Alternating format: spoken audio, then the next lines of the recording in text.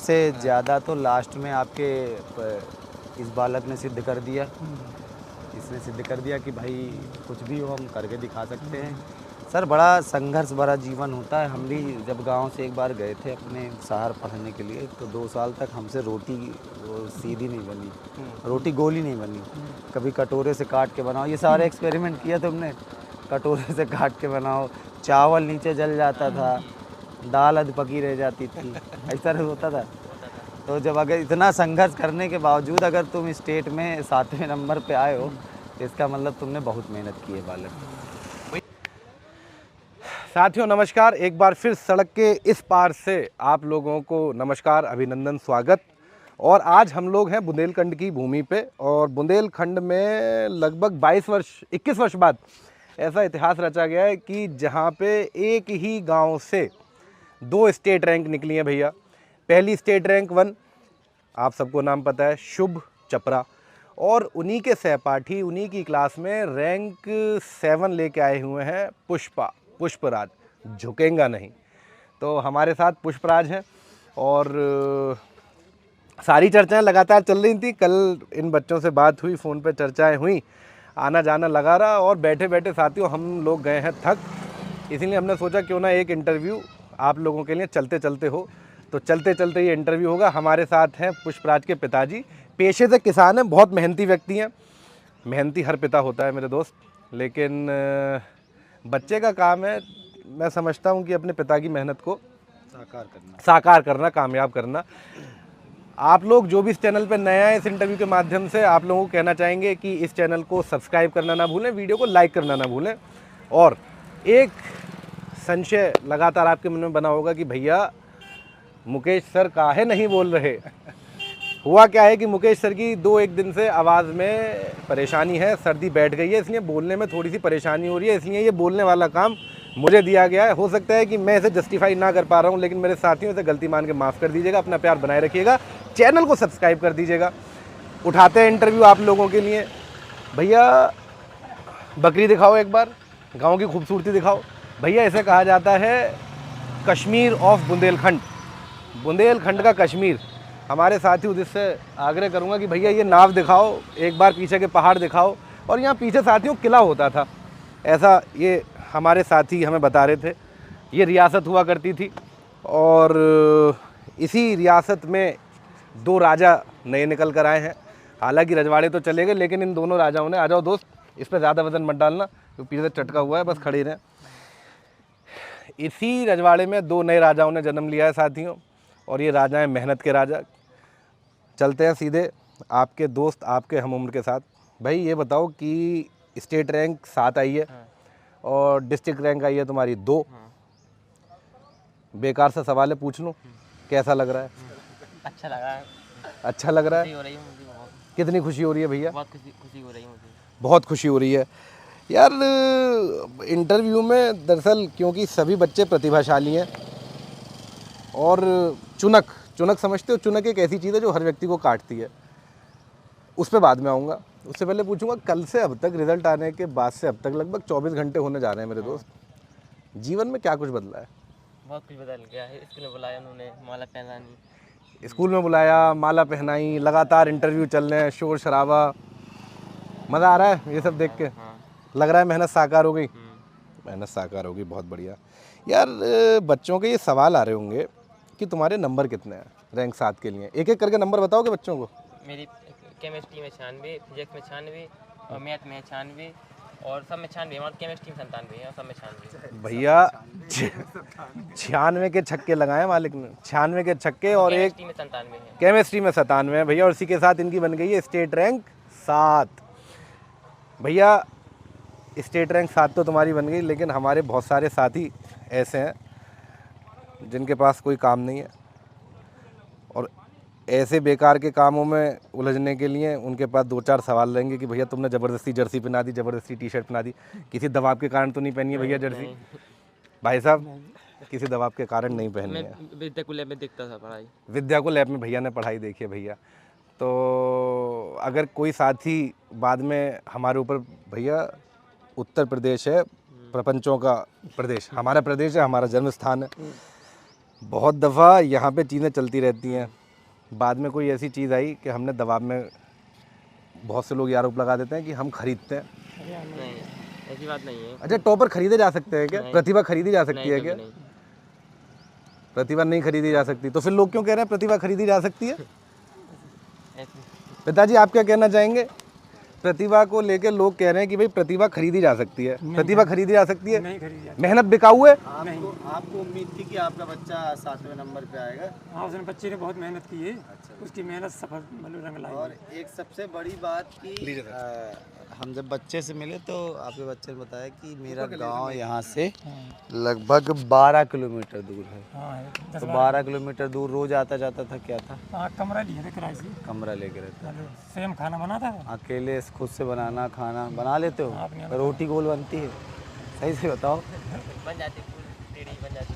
अच्छा, गोल टेढ़ी। जैसी बनने लगे वो तो मेहनत करना अच्छा, है। आप क्या करते हैं? हम आप कृषि करते हैं। किसानी करते हैं, बढ़िया। करते हैं। तो आपका अब बच्चा तो 7वें नंबर पे आ गया, तो आप भी बता दीजिए कैसा लग रहा है आपको? हमको बहुत खुशी है। अरे बढ़िया, चलिए। हम ये चाहते नहीं ऐसा हो आगे जाएगा, सपना बहुत बड़ा है बालक का, यूपीएससी की तैयारी के लिए सोच रहा है। लेकिन- हाँ, यूपीएससी में अच्छा करेगा जब अगर 7वें नंबर पे एक बार अपने आप को प्रूव कर दिया तो अच्छा मेहनत ही करेगा सफलता मिलेगी। बिल्कुल।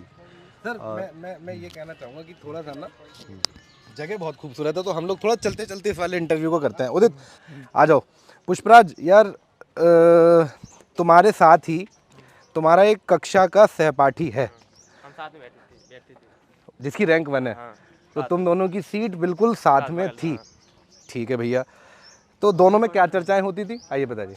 भी अनसोल्व लगाती पूछती थी, डिस्कस होता था। इधर आ जाओ उदित, कोई बाइक तुम्हें टक्कर मार देगी वरना। हाँ बताएं, माइक लगाइए। हाँ जी। हम दोनों साथ में बैठते थे और हाँ। सवाल नहीं बनता था, हम कुछ डिस्कस कर लेते थे दोनों साथ में। दोनों आपस में डिस्कस कर लेते थे। अच्छा, दोनों की ऐसी भी कोई रजामंदी हुई कि भाई दोनों इस बार स्टेट रैंक लाएंगे? लगता था हमें। लगता था। तो लगने के लिए क्या क्या करा? हाँ भी सर, ये बहुत शानदार जगह है। तो लगने के लिए क्या क्या करना पड़ा दोस्त? कैसी पढ़ाई करनी पड़ी? रेगुलर पढ़िए, 5-6 घंटे रेगुलर निकाल 5-6 घंटे रेगुलर पढ़ें, और सारे विषयों को पढ़ें या फिर विषयवार कुछ बांटना चाहिए कि भाई इस हफ्ते बांटना चाहिए? कैसे, जरा बताओ अपने साथियों को। मैथ 2 घंटे रोज पढ़ रहे मैथ, और फिजिक्स तो 1 घंटे, केमिस्ट्री 1 घंटे, हिंदी सुबह पढ़िए और इंग्लिश भी सुबह है। इंग्लिश भी सुबह पढ़िए। हिंदी भी। चलिए, इसके अलावा कॉपी लिखने के लिए कुछ कहोगे कि भाई कॉपी कैसे लिखनी चाहिए बच्चों को, राइटिंग के ऊपर? राइटिंग आए तो नंबर भी अच्छी मिलती है राइटिंग में। तो सुलेख को अच्छा करने के लिए क्या करना चाहिए? राइटिंग सबसे अच्छी होनी चाहिए।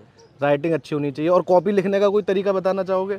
कॉपी में स्टेप बाय स्टेप लिखना चाहिए और लेन से सवाल करने चाहिए। स्टेप बाय स्टेप लिखना चाहिए। अच्छा, जैसे इस बच्चे को लाखों, इस इंटरव्यू को लाखों बच्चे देखेंगे, तो ऐसा संभव है कि तुम कोई एक छोटी सी किसी भी एक सब्जेक्ट की 2-4 सवालों की PDF बना के दे दो, जिसे हम इस वीडियो के साथ लगा दें कि भाई इस तरीके से लिखो? संभव है? भेज देंगे। भेज देंगे ना? हाँ, चलो भाई साथियों, आपका साथी आपके लिए इतना भी करने को तैयार है कि भेज देगा भाई। अगली कड़ी में मैं पिताजी के पास वापस आना चाहूँगा। भाई साहब, पारिवारिक स्थिति कैसी रही? परिवार में क्या स्थिति है? पैसा अच्छा खासा है, मोटा पैसा है? अरे ये किसानी करते हैं, खेती। किसानी है तो मतलब मेहनत मोटी है। हाँ, मेहनत है ही किसानी में। मेहनत मोटी है। और मैं समझ रहा हूँ कि क्योंकि हम लोग भी किसान वर्ग से निकल कर आए, तो किसानों के पास रोटी और पेट का ही इतना ही माल है कि सुबह को हल चला लो और रात को पेट भर लो। कुछ उसी में से बचा लेते हैं तो वो शिक्षा में लगाते हैं। वो शिक्षा में लग गया बच्चे की। लगाते हैं। तो सब मिला के जमा पूंजी के नाम पे किसान के पास बचता है उसकी औलाद, हाँ, उसके बच्चे की पढ़ाई में उसके बच्चे ही उसकी पूंजी है जिनमें वो दिन रात लगा रहा है। उसी में लगाते हैं। भाई साहब, दोबारा वही सवाल उठाऊंगा कि बच्चा यहाँ तक पहुँचा है, आपके इतने संघर्ष रहे, इस बच्चे के तो संघर्ष ज़बरदस्त रहे ही हैं, कैसा लग रहा है? बहुत अच्छा लग रहा है, बहुत खुशी है। मेहनत वसूल हुई भाई साहब? मेहनत उनकी रंग लाई, बहुत खुशी है मुझे। मेहनत रंग लाई है उनकी, वसूल हुई है। घर पे और कितने सदस्य हैं भाई साहब? घर हम 2 भाई हैं। आप 2 भाई हैं, और इनके कितने? ये 3 भाई हैं। 3 बच्चे हैं, 3 भाई। ये 3 भाई हैं। तो ये छोटे हैं बड़े हैं? ये सबसे छोटे हैं। ये सबसे छोटे हैं। ये सबसे छोटे हैं। और इनसे बड़े 2 भाई क्या कर रहे हैं? बड़ा भाई BTech कर रहा है हाँ, और मझला BSc कर रहा है। बहुत शानदार। तो पूरा परिवार, इसका मतलब शिक्षा के क्षेत्र में आगे बदस्तूर बढ़ रहा है। आप जो कुछ कमाते हैं सब शिक्षा में लगाते हैं। अरे बस ये सर, इसका रिटर्न आपको बहुत हैवी मिलेगा। ये जो आप जमा कर रहे हो ना, ये जमा राशि का रिटर्न बहुत बड़ा मिलेगा। और सबसे ज़्यादा तो लास्ट में आपके इस बालक ने सिद्ध कर दिया। इसने सिद्ध कर दिया कि भाई कुछ भी हो हम करके दिखा सकते हैं। सर बड़ा संघर्ष भरा जीवन होता है। हम भी जब गांव से एक बार गए थे अपने शहर पढ़ने के लिए, तो 2 साल तक हमसे रोटी वो सीधी नहीं बनी, रोटी गोली नहीं बनी। कभी कटोरे से काट के बनाओ, ये सारे एक्सपेरिमेंट किया तुमने। कटोरे से काट के बनाओ, चावल नीचे जल जाता था, दाल अध पकी रह जाती थी, ऐसा होता था। तो जब अगर इतना संघर्ष करने के बावजूद अगर तुम स्टेट में 7वें नंबर पे आए हो, तो इसका मतलब तुमने बहुत मेहनत की है बालक। भैया इनके प्राचार्य महोदय से बात हो रही थी, अवस्थी साहब हैं, हमारे बड़े भाई साहब हैं, हमारे पुराने संरक्षक हैं और हमें समय समय पर मार्गदर्शन देने का काम भाई साहब के माध्यम से होता रहा है। उनसे चर्चा हुई तो पता चला कि इनका जो मिजाज है, इनका जो स्वभाव है वो इतना विनम्र है, और ये जो कॉपियाँ लगातार लिख रहे थे, स्कूल में जो टेस्ट हो रहे थे, उन सब से स्कूल में पता चल गया था, शुभ और पुष्पराज दोनों का, कि ये स्टेट रैंक में कहीं ना कहीं आएंगे। तो स्कूल ने भी उसी स्तर पे इन्हें तैयारी करानी शुरू की। इसका बहुत बड़ा श्रेय स्कूल को भी जाता है। अच्छा भाई ये बताओ, साहिर सर के लेक्चर बढ़िया लगे? हाँ सर लगे बढ़िया, मुकेश सर के फिजिक्स के लेक्चर दमदार लगे? बढ़िया लगे। अंदर बात चल रही थी फिजिक्स का पेपर फंसा, पता है काफ़ी पता है। काफ़ी पेपर फंसा। और थंबनेल कैसे लगे? बढ़िया लगे। थंबनेल आनंददायक लगे। चलो साथियों, और विद्याकुल एप्लीकेशन पे फ्री क्लासेस आपने लिए, है ना? ये नमस्ते बेटा, ये एक बच्चा और आ गया। आ जाओ साथी, आ जाओ आ जाओ आ जाओ आ जाओ आ जाओ आ जाओ बेटा, आ जाओ। तुम बालक कहाँ से हो?